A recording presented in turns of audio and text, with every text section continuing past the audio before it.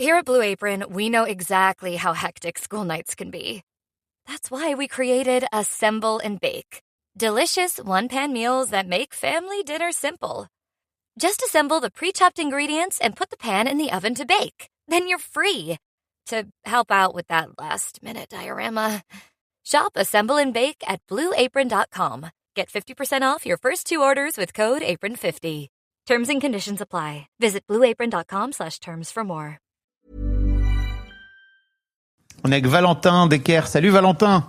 Salut Fabrice. Comment ça va ? Ça va très bien et toi ? Ça va super. Écoute, nous sommes, toi et moi, nous avons quitté Paris. Et j'ai l'impression que c'est quelque part une forme de, d'appel vers une autre vie, mais peut-être une vie peut-être plus riche, dont on va peut-être parler dans cet épisode. Ouais. T'es assez d'accord avec l'idée ? Ouais. Moi, j'ai fait des posts LinkedIn où je parle de ça, mais je dis, c'est ni mieux ni moins bien, c'est juste différent. Tu perds des choses, tu gagnes des choses. Ok, on va voir ce que t'as perdu et ce que t'as gagné en tout cas. Moi, j'ai pas l'impression d'avoir perdu grand chose. Franchement, objectivement, en quittant Paris, pas sûr. Je crois pas. T'habites où maintenant ? Au Pays Basque. Ok. Dans le sud-ouest. J'ai gagné l'océan. Et ça. Ouais. Bref. Combien de temps ? Ça fait 6 mois là. Et j'ai assez hâte de vivre l'hiver pour voir un petit peu à quoi ça ressemble aussi, tu vois. Ouais. Et ça va être intéressant.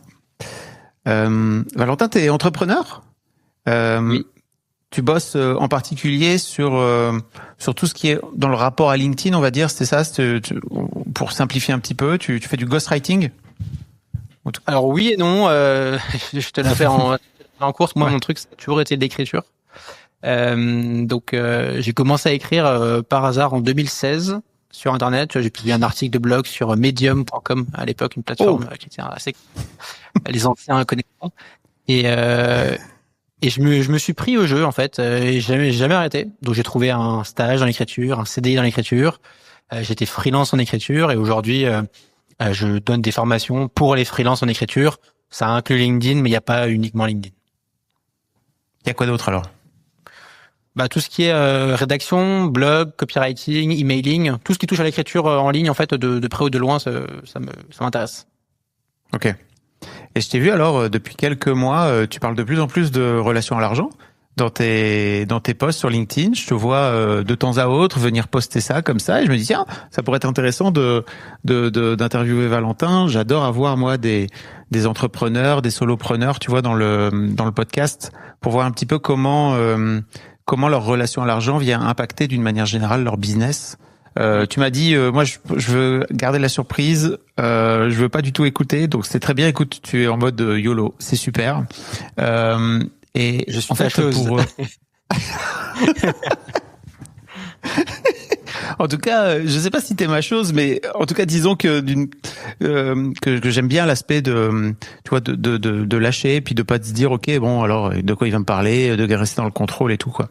Mais tant mieux, c'est trop bien. La première question que je pose à tous mes invités, c'est si je te dis argent, qu'est-ce que ça t'évoque ?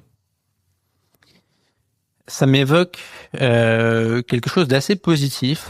Tu vois, je pense à je veux en gagner, je pense à liberté, je pense à outils, je pense à travail, je pense à ce que ça me permet de faire. Ok. Alors j'ai l'impression que ta relation à l'argent a pas mal évolué, c'est on va dire 2-3 dernières années. Est-ce que tu pourrais me dire ce que, avant d'avoir travaillé sur ta relation à l'argent, ce que l'argent signifiait pour toi ? En fait, c'est marrant parce que j'y réfléchis du coup avant le podcast. Et c'est, je viens d'une famille. On en avait parlé à la Maison des Créateurs. On avait fait un atelier, je m'en souviens. Et je viens d'une famille où en fait mes parents ils m'ont toujours encouragé à gagner de l'argent. Le discours ça a toujours été sois indépendant, dépends de personne et gagne ton argent. Ça a toujours été le message.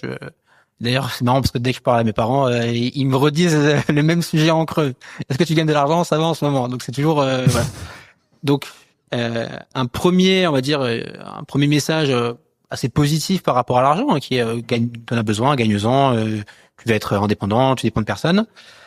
Et puis, je sais pas pourquoi, comment, d'où c'est venu, mais je me suis retrouvé, tu vois, il y a, comme tu disais, 3, 4, 5 ans, en me disant, en fait, je sens que j'ai quand même pas mal peut-être des blocages par rapport à l'argent, où j'assumais pas de vouloir en gagner, où je mettais toute cette considération morale, c'est bien, c'est pas bien autour de l'argent, qui vient de plein d'influences, je pense, un mélange de plein de choses, mais et je me suis dit, en fait, à un moment, j'avais l'impression que ça freinait mon développement en tant qu'entrepreneur.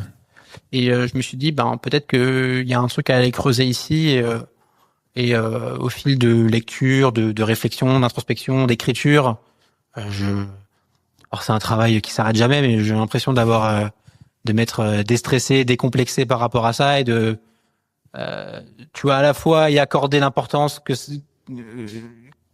qu'elle mérite, mais sans non plus trop donner d'importance et en pensant qu'il y a que ça. Donc, je me sens plus libéré par rapport à ça. Et donc, avant ça, t'aurais dit quoi en fait, avant ces 3, 4, 5 ans sur lesquels t'as bossé? Ça aurait été quoi pour toi si je t'avais dit argent? Je pense qu'au fond de moi, j'ai toujours eu envie d'en gagner, mais peut-être que je mettais un filtre ou une cage dessus en me disant, tous ces trucs, tu sais, où t'opposes argent et t'as l'impression que c'est pas bien en fait. Hein. Tu mets une couche morale sur l'argent qui, je pense, n'a pas lieu d'être. Et en fait, j'étais beaucoup dans cette réflexion-là. Donc t'aurais dit que c'était peut-être sale, mal. Il y a des gens pour qui c'est corrompu, tu vois. Tu vois, c'est très varié. Ouais, je serais pas allé jusque-là. Et je suis jamais tombé là-dedans, mais c'est plutôt. Tu sais, c'est marrant. Souvent, quand t'écoutes des gens qui parlent d'argent, c'est ça. C'est bien, mais tu vois, tout de suite, tu vas mettre un mais. Tout de suite, tu vas dire, je veux gagner de l'argent, mais attention, je suis pas, tu vois. Et c'était plutôt ça. Ok, d'accord. Bon, super. La deuxième question que je pose à tout le monde, c'est est-ce que tu peux me parler d'un souvenir d'enfance en rapport avec l'argent qui t'a marqué? Quand je repense à mes parents, effectivement, j'ai ce que je te disais tout à l'heure, donc le fait que mes parents, assez tôt, ils m'ont dit, voilà, gagne ton argent. Et sinon, un autre souvenir, c'est que je me rappelle que mes parents, ils me donnaient une pièce de 10 francs pour aller acheter des bonbons à côté à la boulangerie. Donc ça a été, tiens, petite récompense, petit cadeau, va t'acheter des bonbons. Je sais pas quel sens ça a, quelle signification ça a, mais en tout cas, c'est le souvenir que j'ai de ça. C'est une projection plutôt positive. Plutôt positive. C'est-à-dire qu'il y a des gens pour qui, tu vois, ils ont perdu de l'argent, des parents ont donné de l'argent et en fait ils les ont paumés. Enfin, tu vois, il y a plein de souvenirs. Donc c'est plutôt positif alors. Plutôt positif, ouais. Ils font quoi tes parents, ou ils faisaient quoi comme métier? Tu viens de quel milieu en fait? Moi, j'ai grandi donc en Alsace, dans le Haut-Rhin, pour ceux qui connaissent, à côté de Colmar. Je suis né à Colmar, j'ai grandi à côté de Colmar. Mes parents, quand je suis né, en fait, ils avaient un hôtel. Et donc, ils faisaient tout. Et en fait, ils avaient un immeuble avec un hôtel. Il y avait un restaurant, mon père, il faisait le restaurant. Et il y avait un bar. Et mes parents, ils tenaient le bar. Et ils géraient les chambres. Et donc, moi, j'ai grandi dans une chambre de l'hôtel. On habitait dans l'hôtel. Incroyable. Et donc, ça jusqu'à 4 ans. Et après, on a déménagé dans une maison à la campagne, dans un village à côté. Mais donc j'ai toujours vu mes parents beaucoup travailler. En fait, c'était 24/24, hein, et 7 jours sur 7. Quand tu tiens un hôtel, soit tu fais les chambres, soit tu fais la cuisine, soit tu tiens le bar, et tu fais un peu tout en même temps. Et du coup, je me souviens d'avoir passé pas mal de temps seul. Alors, c'était pas négatif pour moi, hein, mais c'était plus... j'étais dans ma chambre, je faisais mes trucs, et puis voilà. Mais en tout cas, voilà, aujourd'hui, je suis quelqu'un d'assez solitaire, et peut-être que ça vient de là, en fait. Et en fait, avec le recul, je pense que je l'ai pas vu au départ, mais mes parents étaient indépendants, en fait, ils avaient leur affaire. Du coup, je les ai vus tout le temps stressés, en fait, tout le temps stressés, tout le temps en train de bosser. C'était pas, je pense qu'ils étaient heureux, épanouis, mais voilà, il y avait un peu ce côté labeur du travail pour gagner de l'argent, quoi. C'était pas possible de gagner de l'argent de façon facile, c'est ça? Non. Dans leur croyance. Alors, je sais pas si c'était leur croyance, mais en tout cas, leur quotidien, c'était 24, 7/7, donc c'était pas facile du tout, quoi. Oui. Et puis ils ont choisi ce métier-là pas par hasard non plus. C'est-à-dire qu'à un moment donné, tu vas aussi vers un métier qui matche avec tes croyances, quoi. Tu vois, c'est-à-dire que si à un moment donné tu te dis si t'as pas la croyance de il faut travailler dur, j'imagine que tu fais pas un métier où tu dois être au service 24/24, quoi. Ouais, mais ça c'est un truc. Tu vois, ma copine qui n'est pas enfin moi je suis de l'Alsace, ma copine elle est bretonne, et donc c'est à la fois il y a plein de similarités et plein de différences.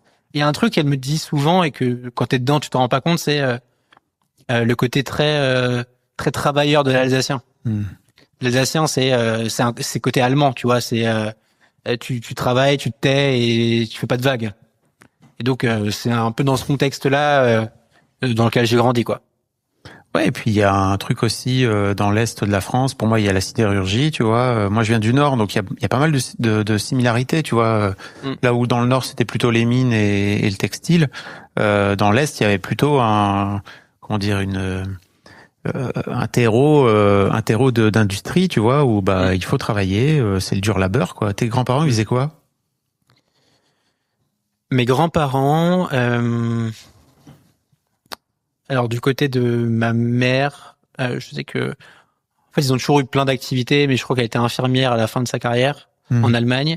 Et du côté de mon père, je sais que alors nous après la guerre, tu vois, fallait tout reconstruire en Alsace notamment. Bah oui. Moi j'étais vraiment à la frontière. Je sais que après la guerre, mon grand-père il a creusé le canal d'Alsace. En gros, il y a un canal qui longe le Rhin, donc je sais qu'il a passé pas mal d'années à creuser juste ça. Ouais. Il a été retraité assez tôt. Et après, donc, il a fait, je crois qu'il a fait plus de temps à la retraite qu'en emploi, ce qui est assez dingue. Il a fait de la généalogie en retraite. Okay. Donc, il a retracé l'histoire de la famille. Donc, il a beaucoup écrit, il a beaucoup fait d'histoire. Et je sais que ma grand-mère, elle tenait un petit commerce dans la maison où ils habitaient. Ok. Et puis, entre-temps, je crois qu'ils ont été, c'est fermé, quoi. À l'époque, c'était, tu plantais tes patates, tu récoltais les patates que tu mangeais, et puis ça allait pas beaucoup plus loin que ça, quoi. Ouais, donc il y a un truc c'est de travail dur au mal, quoi. Tu vois, faut travailler, quoi. Ouais. Et donc toi, t'as hérité de tout ça, en creux, bien sûr, parce qu'en fait c'est toujours pareil. Ouais, c'est ça. On hérite de tout ça, on hérite de cet argent, de cette relation à l'argent aussi, de la relation au travail, sans vraiment en prendre conscience. Et en fait, je me demandais un petit peu comment ça s'est goupillé pour toi quand. Alors, j'ai bien compris qu'il y avait cette idée d'indépendance. T'as jamais été salarié, toi, c'est ça? Si, j'ai fait 2 ans en CDI. Ah. Et comment t'as vécu ces 2 ans? Bien. Ok. Bien, après, j'ai envie de me barrer. Oui, c'est ça. Moi aussi, en fait, j'ai fait 7 ans de salariat, mais en fait, à aucun moment, j'étais là, je vais être salarié toute ma vie. J'avais juste envie de me casser, quoi, tu vois. Ouais, bah, c'était ça, hein. En fait, je me rappelle, mon patron j'ai bossé chez Live Mentor, donc je bossais avec Alex Dana, que tu dois connaître. Oui. Et je crois que même pour lui, c'était très clair que le jour où je suis arrivé, à un moment, j'allais partir. Et j'étais pas là pour faire carrière, quoi. Mais, pour le coup, ça s'est bien passé. Parce que j'ai eu un environnement très stimulant avec un boss avec qui je me suis très bien entendu et que c'était un salariat, mais c'était déjà un mini entrepreneuriat, quoi. Donc ça me plaisait bien dans ce sens-là. Ok. Donc, t'as toujours eu cette idée et cette volonté, en fait, d'être indépendant et d'avoir ton propre business à toi. Et globalement, ce que j'entends aussi, c'est que tes parents, à travers leur discours, c'était, en fait, faut que t'ailles générer toi-même ton argent, quoi. C'est ça? Je pense que mes parents auraient préféré que je reste salarié. Ah ouais.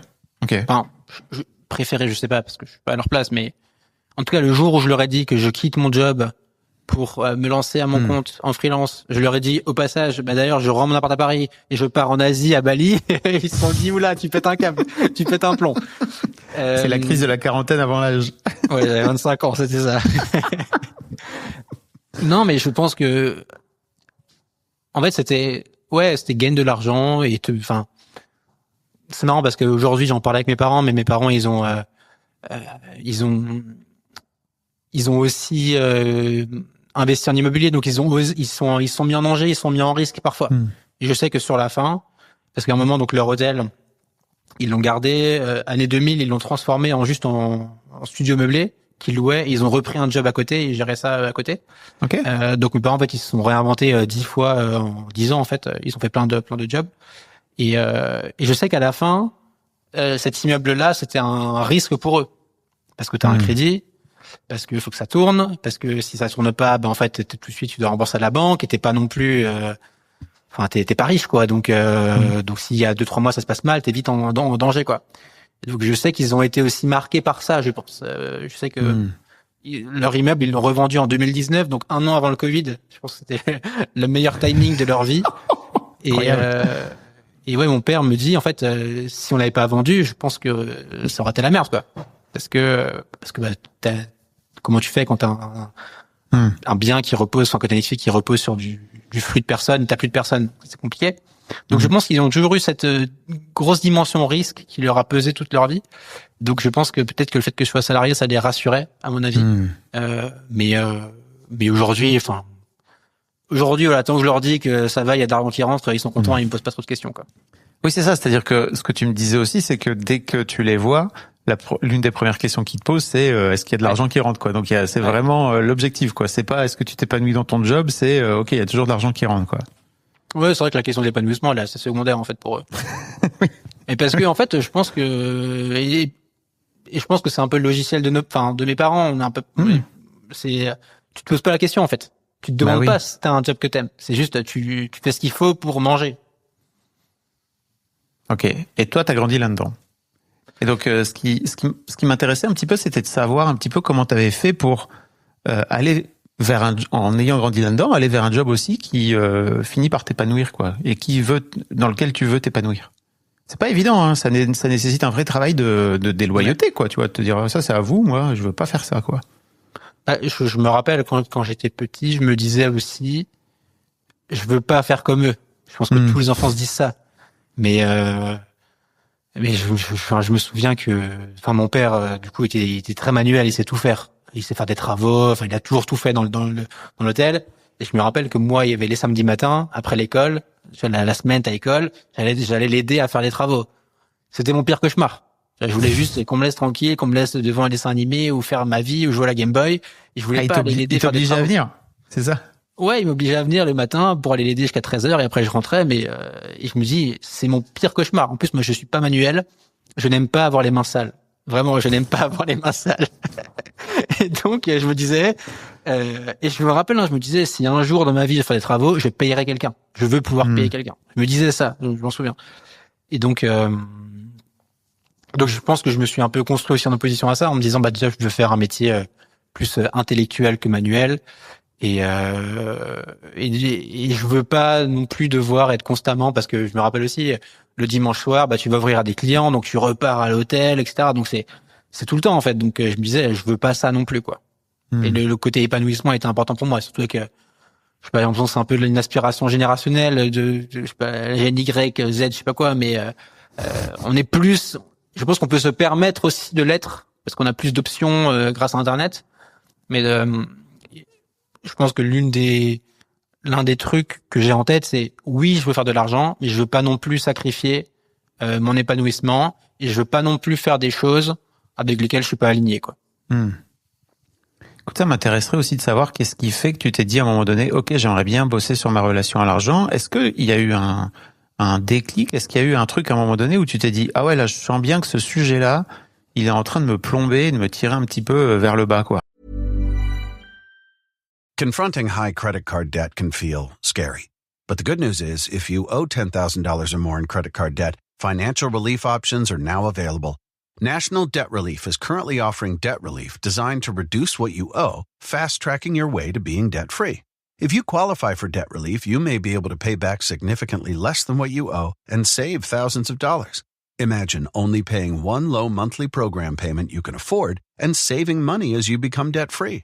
National Debt Relief has already helped bring debt relief to over 550,000 U.S. consumers, earning thousands of five-star reviews and an A+ rating with the Better Business Bureau. You're stronger than your credit card debt.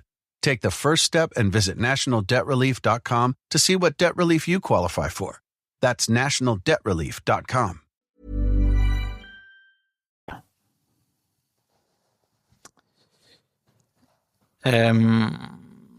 Je sais pas s'il y a eu un élément ou un facteur déclenchant, mais c'est surtout, tu sais, une récurrence de pensée où tu te dis, il y a un truc qui m'embête, qui me gratte un peu par rapport à ça. Et à un moment, tu sais, la coupe est pleine et tu te dis, ok, maintenant, je sais pas s'il y a eu un déclencheur, mais c'est surtout une accumulation de mini frustrations, anxiété. Et à un moment, tu te dis, ok, t'essayes ton cerveau travaille, t'essayes d'y réfléchir, j'essaye de prendre des notes, de mettre en place des choses qui peuvent essayer de te débloquer par rapport à ça. Donc, et après, côté entrepreneur, en fait, tu passes ta journée à essayer de te vendre. Donc, en fait, tu peux vite te mettre un plafond ou un plafond de verre juste parce que t'oses pas aller faire des choses ou t'as peur de ce qu'on pense de toi. Moi, je pense que ce qui m'a beaucoup marqué, c'est la peur de ce qu'on pense de moi. Tu vois, la peur de regard des autres. Je pense que j'ai toujours eu envie, tu vois, de plaire et envie que les gens se disent ce que Valentin fait, c'est bien, etc. Et l'argent, le fait de parler d'argent, le fait d'aborder ce sujet-là, notamment dans mes contenus, ça me crée une peur de qu'est-ce que les gens vont en penser. Et du coup, je me freinais, je me limitais. Tu racontais dans un de tes posts LinkedIn que tu avais pas mal de culpabilité par rapport à l'argent. Ouais. Elle te venait d'où alors, tu crois, cette culpabilité avec le recul? Parce que finalement, tes parents t'ont toujours dit c'est cool, il faut que tu ailles chercher ton argent. Mais est-ce que t'as la sens... d'où vient cette culpabilité, en fait, maintenant que t'as un peu bossé sur le sujet, ou d'où te venait? Ouais, c'est une bonne question. J'ai un peu réfléchi. Je pense que c'est peut-être un mix de, tu vois, 2-3 expériences professionnelles où en fait, c'est la boîte dans laquelle tu bosses, elle a une certaine, c'est un rapport à l'argent, tu vois, une philosophie par rapport à l'argent, dont naturellement tu t'imprègnes. Et après, et sur le coup, tu t'en rends pas compte, mais après, tu tires un peu les fils et tu comprends en fait d'où ça vient. Donc, je pense qu'il y avait un peu de ça. Je pense qu'il y avait aussi un peu du fait que, malgré tout, en tant que Français, on n'a pas forcément la relation la plus saine à l'argent, parce qu'il y a plein de, voilà, pareil, cette dimension très morale qu'on accorde à l'argent. Mais encore une fois, tu vois, j'étais pas non plus dans l'extrême sur c'est mal et je veux pas en gagner. Mais c'était plutôt oui, mais. Et le mais il venait un peu trop vite à mon goût. Et donc je me suis dit en fait non, juste et tu sais, c'est comme tous les sujets, moins t'en parles et plus ça devient un sujet. Bah oui. C'était un peu ça à un moment. Est-ce que tu as la sensation avec le recul que il y avait une forme de loyauté par rapport à tes parents qui ont toujours tu vois, ce que j'entends, travaillé en fait pour faire en sorte de gagner de l'argent, et que toi t'avais trouvé un job qui t'épanouissait? Et peut-être tu te disais, en fait, au nom de ça, c'est pas évident pour moi de venir gagner de l'argent, quoi. Je pense pas. Ok. Non, je pense pas. Je pense pas. Non, je sais pas trop. J'ai pas l'impression d'avoir été loyaux à mes parents. Peut-être dans le sens où ils voulaient que je fasse des études, mais ce que j'ai fait, ce que j'ai fait après, ils le comprennent pas vraiment. J'ai fait école de commerce, eux pas du tout. J'ai bossé dans une start-up en tant que copywriting. Enfin, c'est pas du tout leur univers. Donc le seul truc, c'est effectivement, débrouille-toi et gagne ta vie. Et ne nous demande pas d'argent. Une fois que t'as quitté la maison, on est libéré de nos obligations envers toi. C'était un peu ça le truc. Fous-nous la paix. Barre-toi le plus. Fous-nous la paix. Ouais. Barre-toi, et surtout barre-toi le plus loin possible. Donc c'est ça. Alors non, mes parents, ils étaient un peu tristes que je parte loin. Ah oui. Ok. Ils se sont fait avoir à leur propre jeu. Merde. Ouais, parce que tu vois, moi j'ai fait lycée, donc chez mes parents, prépa chez mes parents. Donc je sais pas à quel âge t'as quand tu finis prépa, c'était en 2012, donc je sais pas 20 ans. 20 ans, c'est ça. Ouais. J'ai envie de partir le plus loin possible. J'ai fait les oraux d'école de commerce, il y avait Strasbourg, je dis je ne vais pas à Strasbourg, je veux aller à Rennes, à Montpellier, à Marseille, je vais aller le plus loin sur la carte. Et j'ai fini à Rennes. À l'opposé. À l'opposé, exactement. Mais alors, et l'envie de partir à Bali, ça venait d'où? C'était juste. Alors moi j'ai grandi, tu sais, la génération Internet. J'avais fait un post là-dessus aussi où je disais aujourd'hui l'aspiration c'est faire 15 000 euros par mois à Dubaï. C'est ça le discours qu'on te vend sur Internet. Moi à l'époque c'était faire 1500 euros par mois à Bangkok. Tu vois, il y a 7-8 ans. Et donc j'étais un peu marqué par ça et je me suis dit ok, je quitte mon job, je vais faire 2-3 mois en Asie. J'ai fait le Vietnam. Bali, j'étais rattrapé par le Covid, mais du coup c'était chouette. J'avais jamais vraiment voyagé très loin, donc c'était le premier gros voyage. Le fait de pouvoir bosser en ligne depuis n'importe où, tu vois, c'était un peu grisant, donc ça c'était chouette quoi. C'était un peu la liberté. Ok. Qu'est-ce qui t'a donné envie de comment dire, Ouais, en fait, c'est intéressant parce que ce que tu me dis là, c'est que tu t'es dit, ok, 1500 euros, donc moins d'argent, le moins d'argent possible, dans un pays où en fait la vie est moins chère, quoi. Donc il y avait un truc peut-être aussi qui t'incitait à te dire, ça me fout un peu moins de pression financière finalement de pouvoir aller vivre là-bas. C'était un peu ça l'idée derrière ou? Non, pas tellement. Ça, c'était plus, tu sais, l'aspiration qu'on te vendait. C'était quitte ton job de merde à la défense, va, on va à Bangkok, t'es ton patron et tu gagnes 1 500 € par mois, tu vois. Donc je pense que j'ai été un peu influencé par ça, mais toujours en me disant en fait, je veux pouvoir vivre correctement, même en France, tu vois. Le but c'est pas de galérer en Asie ou autre. Non, c'était plus, tu vois, l'expérimenter, vivre des choses, faire des aventures. Tu vois, aujourd'hui, je trouve que mon rythme de vie idéal, c'est je suis 9 mois enfermé chez moi et je suis 3 mois, je sais pas, à voyager ou faire des choses qui me sortent du quotidien. Ça, je trouve que c'est un rythme de vie qui me va bien. Et c'était un embryon de ça. Que t'arrives à tenir aujourd'hui, que tu fais? J'essaye, ouais, j'essaye. Alors cette année, du coup, vu que j'ai déménagé, je l'ai un peu moins fait, mais j'essaye de toujours me faire un gros voyage dans l'année où je pars au moins 1 mois, 2 mois, et ça me recharge les batteries, ça me crée des souvenirs, ça me fait plein de choses. Et quand je reviens, je suis content de me remettre à bosser, je suis content de revenir chez moi, je suis content de revenir en France. Et je trouve que cet équilibre me va très bien. Ok. D'où te vient l'idée d'aller t'installer en Normandie en fait, alors que tout le business, peut-être que j'exagère un petit peu, mais en tout cas, la plateforme du business autour du copywriting est plutôt basée à Paris. En tout cas, c'est l'idée qu'on peut en avoir de l'extérieur, quoi. Ouais, alors déjà avant j'étais à Lyon, j'étais pas à Paris. Enfin, j'ai fait 2 ans à Paris chez l'Alimentor. Ouais. Je suis parti. Donc là, j'ai fait 2 mois en Asie, je suis revenu. Et là, j'ai pris un appartement à Lyon, donc j'ai fait 5 ans à Lyon. J'ai toujours été plutôt... Donc moi, j'ai grandi à la campagne. À 20 ans, envie de me barrer, d'aller dans une grande ville. J'étais à Rennes, j'étais à Paris. Je me suis toujours pensé plutôt grande ville. Surtout quand t'es jeune, t'aimes bien dans une grande ville, ça bouge, il y a plein de trucs, il y a des restos, il y a des activités, il y a des potes, etc. Et un peu peut-être sur un coup de tête, mais j'ai toujours eu... le truc de me dire un jour t'as ta petite maison en Normandie avec ta copine, etc. Ah ouais. Et ouais, je sais pas, on se disait ça un peu parfois en rigolant en se disant ça sera à 40 ans quoi. Et je sais pas, un week-end on a commencé à regarder, on s'est dit pourquoi pas. Et du coup en fait tu vois, j'ai pas de grosses raisons d'être là. Ma famille est en Alsace, celle de ma copine est en Bretagne, mes potes sont à Paris ou à Lyon, je connais personne, j'ai aucune attache ici. Et je suis même pas dans le coin le plus sympa de la Normandie, tu vois, je suis dans le coin qui est pas cher parce que du coup tu peux avoir une belle maison. Non, c'était plus, tu vois, on a vu des belles maisons pour des prix vraiment accessibles et on s'est dit ça peut être un chapitre de vie qui est intéressant à vivre, tu vois. C'est plus comme ça que je le vois. J'ai eu mon chapitre grande ville, je l'ai adoré, c'était très cool. Là, j'ai un autre chapitre avec des choses différentes où j'ai perdu des choses, j'ai gagné d'autres choses. Et là, tu vois, ça fait 4 mois et pour l'instant, pas de regret, je suis très content. Je sais que je ferai pas ma vie ici, je pense. Mais tu vois, un chapitre de entre 3 et 5 ans, tu vois, je me vois bien là. Donc vous avez acheté une maison. Ouais. Pour vous dire, ok, on va y vivre entre 3 et 5 ans. C'est ça. YOLO, non, un peu quand même, en termes d'investissement. Qu'est-ce que ça dit? Ouais, YOLO, mais pas si YOLO que ça, parce que si ça se passe mal, tu revends et puis c'est pas très grave. Ouais. C'est ça, j'essaye de me dire, aucun choix n'est définitif.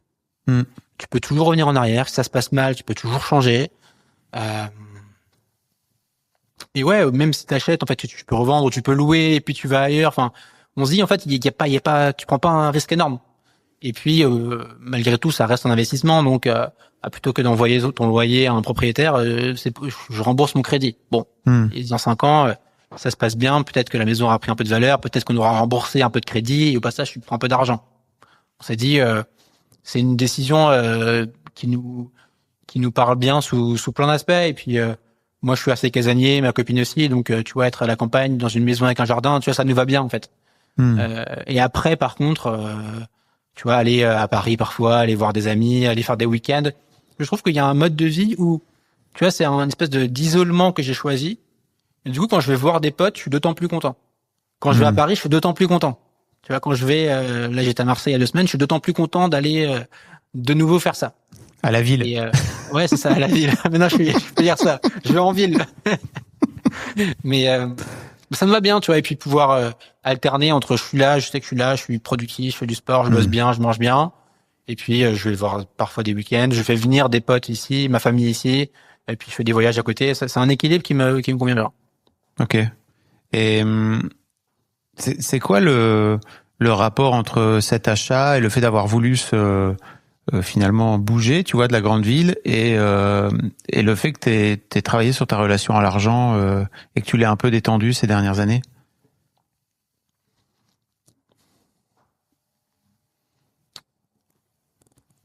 Ma relation à l'argent, c'est en fait je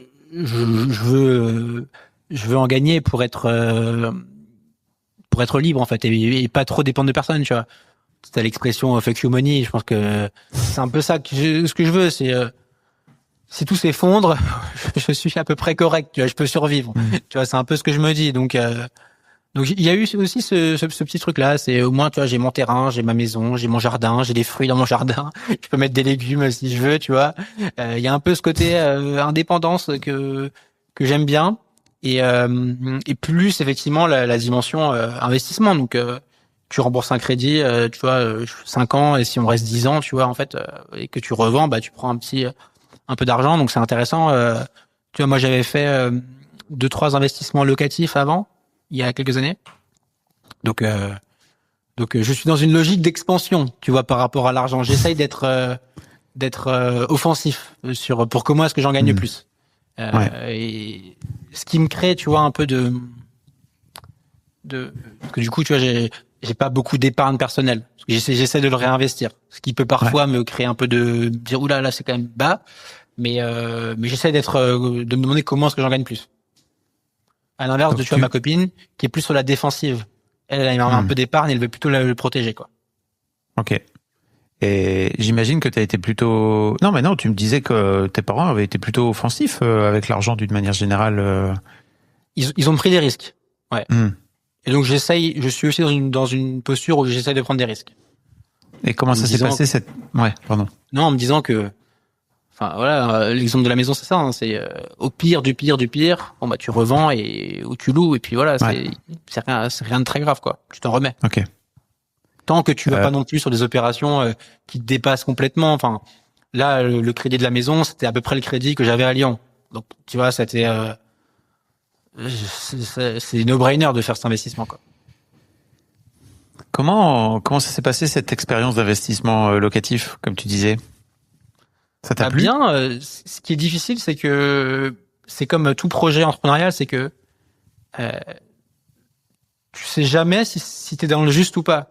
Tu sais jamais si c'est bien ce que tu fais ou pas. Et c'est juste t'essayes de faire des choses, t'acceptes que t'es pas parfait, mais au moins ça a le mérite d'exister. Donc et puis là encore c'est des petits studios que j'ai achetés qui sont à Mulhouse, donc c'est à côté de chez moi, c'est vraiment pas très cher. Donc pareil, tu vois, c'est des petits risques. En réalité il y a pas énormément de risques, c'est des petits montants. Et écoute, ça se passe plutôt bien. Tu as une question que je me pose, c'est est-ce que dans 5 ans tu seras content d'avoir pris cette décision ou pas? Donc là, je suis quasiment 5 ans après mes investissements. Je me dis, ok, je suis très content de l'avoir fait. Sur le coup, ça fait un peu peur. Sur le coup, voilà, tu t'engages sur un crédit, sur un truc. L'immobilier, en plus, comme je te disais, je suis pas très manuel. Ça m'amuse pas d'aller parler à des locataires ou d'aller réparer un truc. Donc bon, je me posais toutes ces questions-là et au final, je suis content de l'avoir fait. Et j'aimerais continuer à en faire d'autres. Ok. Toujours dans une logique d'expansion. Expansion. Ouais. T'as fait appel à une agence alors pour justement essayer de déléguer tout ça, les travaux et tout. Ouais. Alors il n'y avait pas de travaux. Pareil, sur la maison où je suis, j'ai acheté sans travaux. Donc il n'y a pas de... Parce que je suis pas très manuel et je voulais surtout pas me mettre 6 mois de travaux. Mais tu vois, là maintenant, vu que je l'ai fait, ça m'intéresse de me dire, ok, prochaine opération, peut-être qu'il y aura des travaux. Parce que je trouve que c'est un vecteur d'apprentissage qui est intéressant. Ok. C'est quoi que t'as perdu et que t'as gagné en venant vivre en Normandie, à la campagne, par rapport à la grande ville? Bah, dans une grande ville, moi, je faisais absolument tout à pied.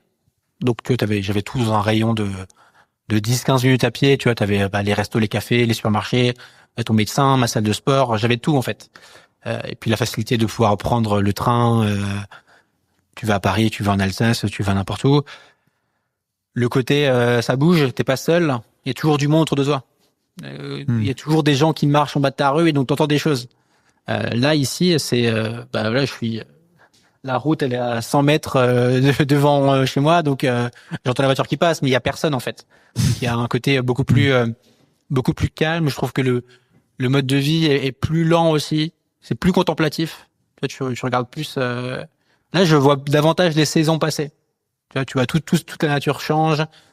Tu vois ton jardin qui évolue, tu vois les fruits qui mûrissent, qui pourrissent, etc. Je trouve que t'es plus connecté un peu au cycle des choses. Donc ça, je trouve ça intéressant.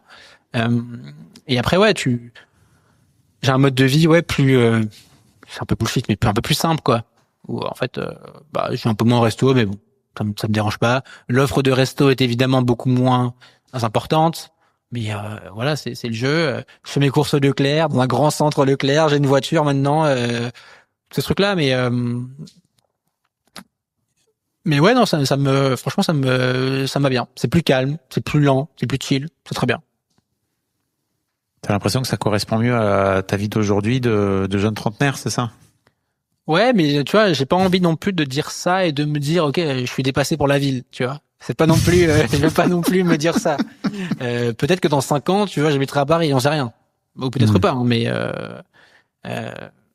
en tout cas, pour cette phase de vie, tu vois, j'ai fait, là, je viens de faire 10 ans à peu près dans ville. Cool, j'ai aimé, je regrette rien. Mais là, je trouve ça intéressant d'expérimenter autre chose. Et juste d'aller voir d'autres manières de vivre, et d'aller voir, d'autres choses, en fait. Alors tu me disais que t'avais pas écouté le podcast et c'est cool. Il y a un truc dont j'aime bien parler dans le podcast, c'est en fait à quoi ressemblerait ta vie riche. C'est un truc dont parle souvent Ramit Sethi, qui est un gourou de l'argent aux États-Unis. Je sais pas si tu l'as déjà entendu en parler, tu vois, mais c'est quoi le truc sur lequel tu te dis ok, donc ça c'est ma vie riche, j'ai envie de dépenser un maximum d'argent dans ce truc-là. Et en fait, j'ai envie voire même de dépenser x10 parce qu'en fait c'est mon kiff et de couper tout le reste, quoi. Je me demandais un petit peu à quoi pourrait ressembler ta vie riche. Ma vie riche. If you owe $10,000 or more in credit card debt, medical bills, or personal loans, help is here. More and more Americans turn to credit cards to get by. National Debt Relief is helping qualified clients reduce what they owe. For many, continuing to struggle, making minimum monthly payments could take years to pay off. National Debt Relief has already helped over 550,000 Americans reduce their debt by negotiating directly with their creditors. When you call, you'll be amazed at how much you can save and how quickly you can become debt-free. If you want off the debt treadmill, visit nationaldebtrelief.com today. You don't need to declare bankruptcy, and you may qualify for significant debt relief. To find out what savings you may qualify for, simply visit nationaldebtrelief.com. That's nationaldebtrelief.com. Je pense que j'en suis pas très loin. En fait, tu pourras toujours avoir plus. Mais déjà, tu vois, une question que j'aime bien, se cultiver une forme de, à la fois t'es insatisfait parce que tu veux plus. Je trouve que c'est assez sain, ça te pousse vers l'avant. Mais en même temps, tu vas toujours être en gratitude de ce que t'as déjà. Et tu vois, si tu dis à Valentin d'il y a 5 ans, où est-ce que t'aimerais être dans 5 ans? Je pense que j'ai coché pas mal de cases. Tu vois, avoir une activité en ligne, gagner assez bien ma vie sans être non plus riche, mais ok, j'ai pas trop de problèmes par rapport à ça. J'ai ma maison, j'arrive à voyager, tu vois. Franchement, c'est très bien, tu vois. Mais le truc, moi ce que j'aime bien, c'est aller en Asie, aller au Japon notamment. Tu vois, j'adore le Japon. Je vais y retourner au début de l'année prochaine. Bon bah ça c'est, tu vois, si j'arrive à avoir une vie entre ma maison en France et puis je sais pas 3 mois, 4 mois au Japon dans l'année, voilà, ça c'est ma rich life. Je suis content. Ok. Attends, fin 2023, c'est ça, je crois que tu avais fait une vidéo sur mon bilan Je sais pas, j'ai pas vérifié. Est-ce que tu l'as fait en 2024 ou pas? Ou t'es venu parler vraiment de l'argent et et en fait, tu disais dans une vidéo que t'as diffusée il y a pas très longtemps, je mettrai le lien vers la vidéo, que ça t'avait fait peur à l'époque et qu'en fait c'était limite un exercice pour toi introspectif d'avoir décidé de venir mettre en avant comme ça tes sous, en fait, d'une manière générale, ton chiffre d'affaires, etc., combien t'as gagné. Comment t'as vécu cette expérience avec le recul et en quoi ça t'a aidé à venir détendre ta relation à l'argent? Ouais, je te disais tout à l'heure, j'ai eu une petite phase où, en fait, effectivement, j'ai accumulé une forme de frustration par rapport à mon rapport à l'argent. Et donc, fin 2023, j'ai enregistré une vidéo qui était un peu mon bilan de l'année de 2023. Où je révèle, entre guillemets, mon chiffre d'affaires. Je révèle, non, ça on dirait, les gens attendent, non, personne n'attendait ça, mais je dévoile. C'était pas facile. En fait, ce que tu sous-entends, c'est que c'était pas facile pour toi en fait, de venir le révéler, comme tu dis. Avant de la partager, je stressais. En me disant, qu'est-ce que les gens vont en penser? Ceux qui gagnent plus que moi, ils vont se dire, oh là là, mais il est nul. D'autres qui vont se dire, oh là là, mais c'est, enfin, tu vois, plein de gens qui allaient mettre, j'anticipais plein de considérations, de jugements par rapport à ça. Alors, évidemment, il s'est rien passé. J'ai eu que des messages très positifs par rapport à ça en me disant c'est trop cool, merci. Mais en tout cas, moi, c'est un exercice de me dire, ok, c'est ta première pierre, grosse pierre, dans le jardin de tu te déstresses par rapport à l'argent. Tu vois, c'est la première, le premier acte un peu fondateur de ok, maintenant juste t'es plus chill par rapport à l'argent. Quand il faut en parler, t'en parles, t'as pas peur. T'en fais pas non plus des caisses ou une montagne, mais juste voilà, c'est un sujet comme un autre que t'abordes et tu te déstresses par rapport à ce que pourraient penser les gens, par rapport à tout ça. Et ça a été effectivement un moment important. Et je sais pas s'il y en a avant ou après parce que il y a pas que ça, mais en tout cas ça a été. On peut effectivement dater que depuis ce moment, en fait, voilà, je suis beaucoup plus chill par rapport à ça. J'en parle plus souvent. J'en parle une fois de temps en temps sur mon LinkedIn. Parfois, je fais des vidéos dessus. Et voilà, je suis dans une optique, je m'excuse de rien, en fait. Avant, peut-être que je m'excusais un peu, tu vois. T'excusais de quoi? Juste de vouloir gagner de l'argent. Ok. C'est con, hein? Alors, non, ça l'est pas. Ça l'est pas du tout. En fait, tout dépend tellement de la vision que t'as de l'argent, quoi, tu vois, de la vision de ce que t'as envie, et comme tu disais, du regard des autres, en tout cas de l'impact du regard des autres sur toi, quoi. Ouais. Et tu vois, je me demandais, je sais pas trop où t'en es, par exemple, en termes de chiffre d'affaires par rapport à l'année passée. Je sais pas si tu veux venir en parler là, tu vois. Comment tu vis les fluctuations de ton chiffre d'affaires depuis? Ben écoute, depuis 2023, j'ai effectivement, tu mentionnais, je l'ai refait en 2024. Je sais plus si j'annonce le chiffre d'affaires, mais je crois que je dois le dire. En fait, c'est plus ou moins stable depuis. T'as combien à peu près pour donner une idée aux gens? Entre 120 et 130 000 euros annuels. Okay. Hein. Pas mensuel. J'aimerais bien, mais je sais pas. Mais t'excuses pas, t'es tout seul. Heureusement pour toi que tu fais pas 130 000 balles tout seul de chiffre d'affaires, sinon je serais là. Bien joué, Valentin. Toutes mes félicitations. Non, mais ouais, là cette année, j'ai fait autour de 130 000 euros. Et par contre, là où je suis content, c'est que je l'ai fait mieux, on va dire, avec moins de projets, avec un peu plus de marge, avec un peu plus de tranquillité. Ah. Ça veut dire quoi? Ça veut dire qu'en fait, potentiellement, t'as embauché moins de gens pour t'aider à le faire, c'est ça, des freelances ou des trucs comme ça? Ouais, en fait, surtout en 2023, quand je les ai faits, je crois que j'ai dû faire 130 000 aussi. C'était plein de projets mis bout à bout. Tu vois, et plein de petites sources de revenus qui créent beaucoup de charge mentale, de projets différents, de stress, de complexité à vivre. Là, cette année, tu vois, je le fais avec beaucoup moins de complexité en fait, et donc moins de charge mentale, moins de stress. Je pense que j'ai quasiment pas été, enfin un petit peu, mais je suis pas très stressé en fait de mon quotidien. Ça se passe bien et ça va. Tu veux dire que t'as diminué ton offre, c'est ça? T'as créé moins de produits, en tout cas t'as fait en sorte d'avoir moins de produits et de mieux les vendre. Exactement. En fait, aujourd'hui, j'ai à 90% mon CA est sur un seul produit. Donc en fait, une fois que tu l'as créé, tu peux le délivrer. Enfin, il faut le mettre à jour, hein, mais c'est pour ça que je disais, je les génère mieux. C'est le même montant, mais mieux aujourd'hui. Et donc un peu plus de marge aussi, un peu moins d'investissement pour y arriver. Donc après voilà, tu sais bien que c'est jamais acquis et chaque année tu remets tout en jeu et tu repars de zéro. Mais pour l'instant voilà, je touche du bois, ça se passe bien. J'espère que ça va continuer à le faire. En tout cas, tu te dis que l'année prochaine, peut-être, il faut tout remettre à zéro, c'est ça? Il faut tout remettre en jeu, comme tu dis? Bah, tout le temps, hein. Chaque mois, ton compteur, chaque mois, le compteur, en tout cas, avec mon modèle, chaque mois, le compteur, retombe à zéro. Donc, il faut refaire des ventes, il faut continuer à communiquer. Enfin, c'est un travail qui est sans fin. Que j'aime bien, que je trouve stimulant, intéressant. Tu vois, je trouve que c'est le bon niveau de difficulté pour te maintenir constamment éveillé et pas t'ennuyer.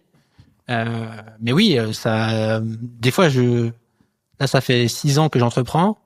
Des fois, je suis un peu pris de vertige en me disant, OK, en fait, dans 3 mois, t'es à zéro, là. Donc, faut tout refaire. Bon. Il se trouve que, pour l'instant, le passé proche me montre que ça se passe globalement bien et les quelques périodes j'ai eu des périodes de doute, de creux. Voilà, j'ai réussi à revenir derrière, mais, rien n'est jamais acquis, quoi. En tout cas, ce que j'entends, c'est qu'il y a toujours un truc chez toi qui est pas forcément évident en fait, oui, je suis capable de générer de l'argent et quoi qu'il arrive, ça va rentrer. Il y a toujours une forme de doute qui est toujours là, quoi. Ouais. Je pense que, je pense que, je sais pas d'où ça vient, mais tu sais, j'ai toujours ce truc pareil, j'essaie de travailler là-dessus, mais une forme de jeu gâteau fini où, à un moment, je le dis autrement, c'est à un moment, ça va s'arrêter.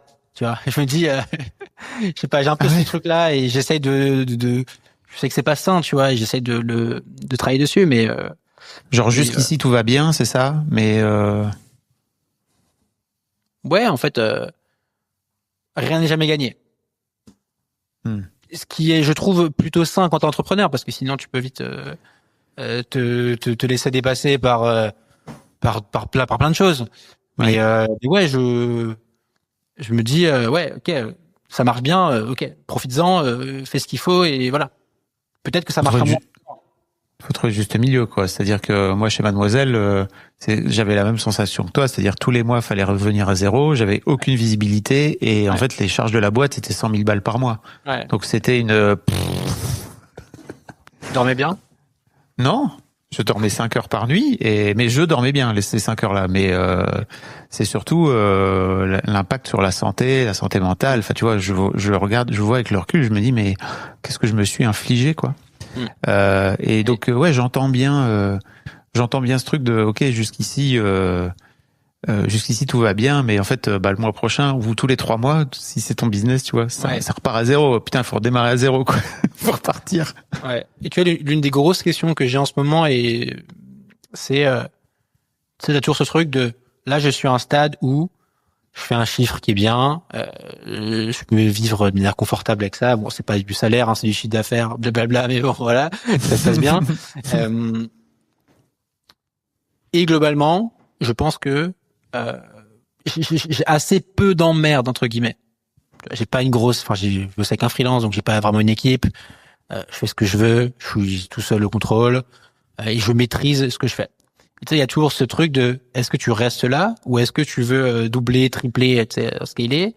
Et du coup, ce qui va aussi venir avec des emmerdes. Tu vois, avec plus d'emmerdes, plus de complexité, plus d'équipe, plus de coûts fixes, donc plus de stress.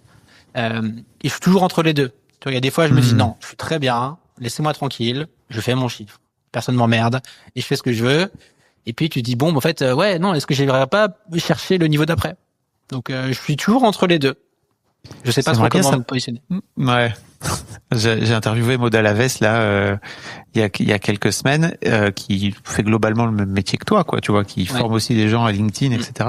Et en fait je lui ai demandé un petit peu c'est quoi et tu vois je me pose la question parce que elle racontait dans une interview en 2023 qu'elle allait faire qu'elle faisait 40 la première année, 150 la deuxième, que la troisième elle allait faire 300, puis après 500, puis 700, puis 1 million, quoi, tu vois, comme si c'était évident. Ouais. Et elle me disait j'ai beaucoup de sympathie pour la Maud de il y a 2 ans, tu vois, parce qu'elle se rendait pas bien compte de tout ce que ça voulait dire. Je me demandais un petit peu, qu'est-ce qui t'incite toi de ton côté à aller scaler, à aller chercher plus gros, comme tu dis, et qu'est-ce qui t'en empêche? Ce qui m'incite, c'est le côté, tiens, là je suis au niveau, 5, et j'aimerais bien voir à quoi ressemble le niveau 6, le niveau 7, le niveau 8, tu vois. Parce que ce qui est intéressant quand t'entreprends, c'est que chaque niveau de ta boîte, ça t'oblige à développer des nouveaux attributs, des nouvelles compétences, ou de te réinventer, de progresser personnellement. Ça, je trouve ça super intéressant. Et c'est pas l'argent pour l'argent, mais évidemment, je serais content de gagner plus. Mais c'est aussi qu'est-ce que ça va impliquer de ma part. Et c'est aussi ce qui me fait peur. C'est aussi le côté, et parce que j'en vois beaucoup, tu sais, qui font peut-être le triple de chiffre de moi, mais qui à la fin se retrouvent avec la même marge que moi, parce que plus d'équipes, plus de charges, plus de coûts, plus de pubs, etc. Et donc t'as le triple d'emmerde, mais t'as pas forcément le triple dans ta poche à la fin. Si l'argent en plus n'était que le facteur considérant, enfin le facteur qu'on prend en compte. Donc c'est un peu tout ça, tu vois. Et je me dis,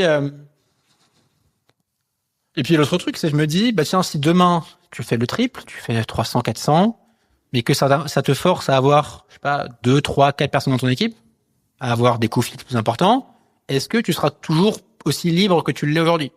Est-ce que tu pourras toujours partir 2 mois au Japon et baisser le pied et moins bosser? Pas sûr. Pas sûr du tout. Donc je balance tout ça.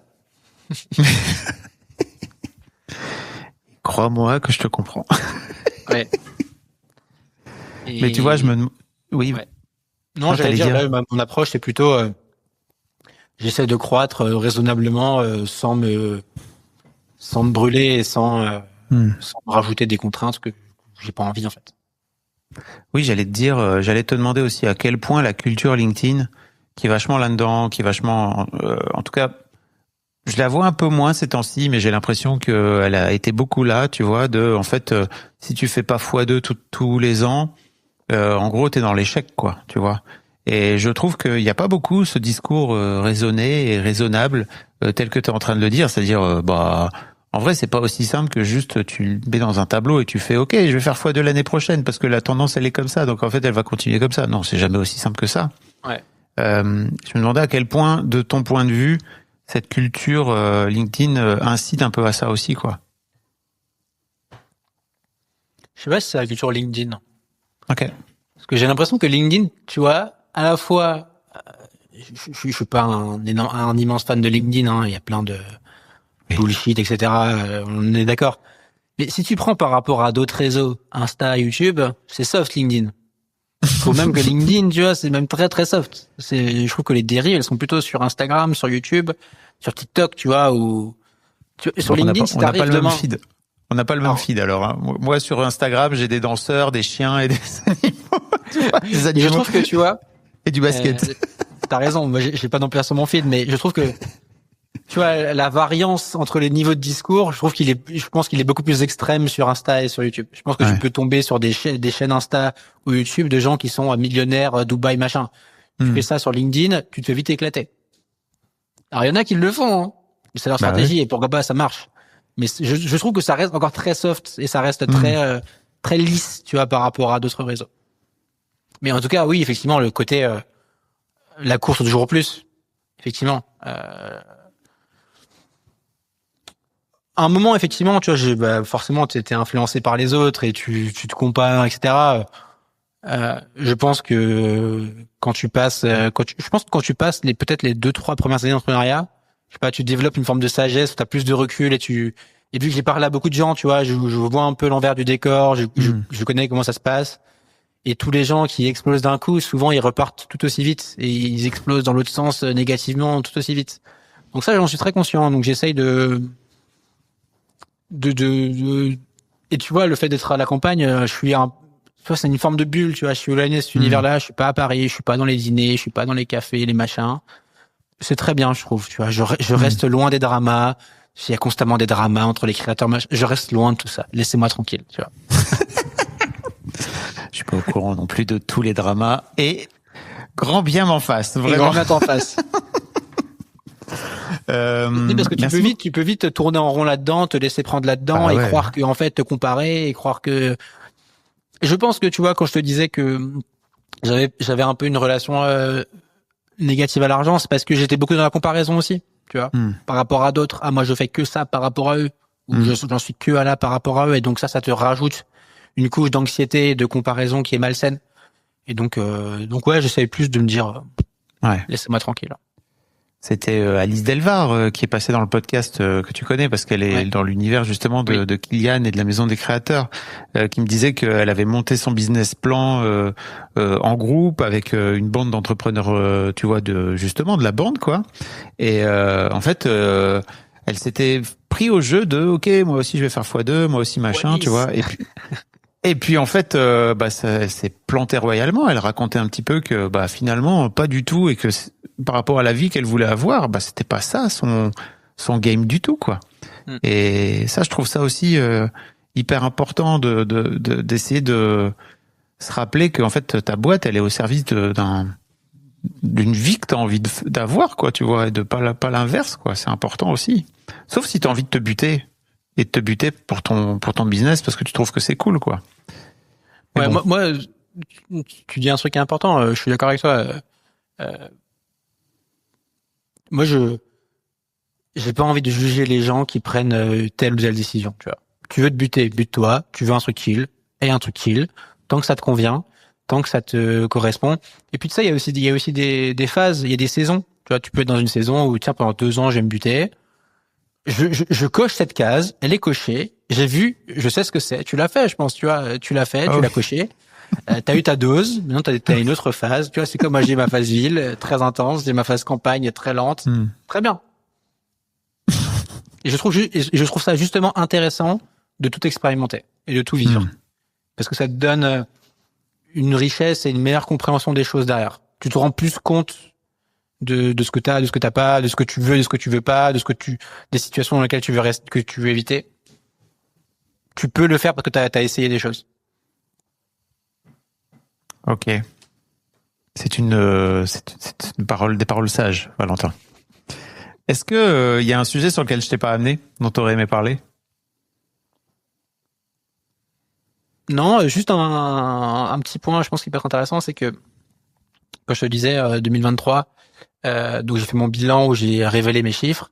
Je me suis aussi fait accompagner par un coach à ce moment-là, et c'était un investissement qui était très important pour moi. Enfin, en termes de somme, c'était une somme élevée, et ça a aussi été pour moi un moyen de me déstresser, tu vois, et de plus voir l'argent comme un espèce de flux, tu vois, un flux qui vient, qui va, et pas un truc qui te définit, et pas un stock que tu veux garder, mais au contraire un truc qui doit sortir pour aussi après rentrer, et ça a participé à ça. T'étais plutôt dans un truc de ok, mon argent il est rare, je suis sur mon petit tas de sous et c'est important de le garder le plus possible, c'est ça. Ouais. Et ça aussi, ça t'a aidé. Et donc le fait de le dépenser, tu vois, dans un truc censé être productif, tu vois, ça m'a aidé. Je comprends. Eh bien, c'est un bon conseil, Valentin. Dépensez votre argent pour en gagner plus par la suite. Bon, c'est pas un conseil, je donne pas de conseil, mais en tout cas, c'est ce que moi j'ai fait. Pas de conseil.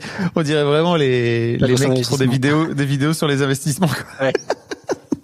Non, parce que c'est tellement, je sais pas, il y a pas de vérité, chacun, c'est tellement personnel, donc non, mais c'est, en tout cas, c'est un conseil que tu t'es donné à toi-même et que t'es pas en train de dire faites ça, mais en tout cas, chacun le prendra comme il le souhaite, quoi, tu vois. De toute façon, je dis souvent, en fait, si vous commencez à prendre des conseils de vie d'une manière générale, de santé, etc., et sur votre vie d'une manière générale dans les podcasts, et vous tenez tout ça comme une vérité absolue, peut-être c'est pas la bonne façon de faire. Ouais, mais je trouve qu'il y a plein de bons, mais toujours avec une prise de recul. Tu vas toujours te dire jamais tout croire au pied de la lettre et toujours avoir un esprit critique. De toute façon, rien de magique, mais voilà, c'est important. Merci Valentin. Où est-ce que je renvoie les gens vers ton LinkedIn? C'est encore la façon la plus simple pour venir te contacter? Oui. Tout à fait. LinkedIn. Merci Valentin, c'était très cool. Merci à toi. Big news! Boost Mobile is now sending experts nationwide to deliver and set up customers' new phones at home or work. Wait, we're going on tour? Not a tour. We're delivering and setting up customers' phones so it's easier to upgrade. Let's get in the tour bus and hit the road. No, not a tour bus. It's a regular car we use to deliver and set up customers' phones at home or work. Are you a groupie on this tour? We deliver and set up phones. It's not a tour. Oh, you're definitely a groupie. Introducing Store to Door. Switch and get a new device with expert setup and delivery wherever you're at. Delivery available for select devices purchased at boostmobile.com.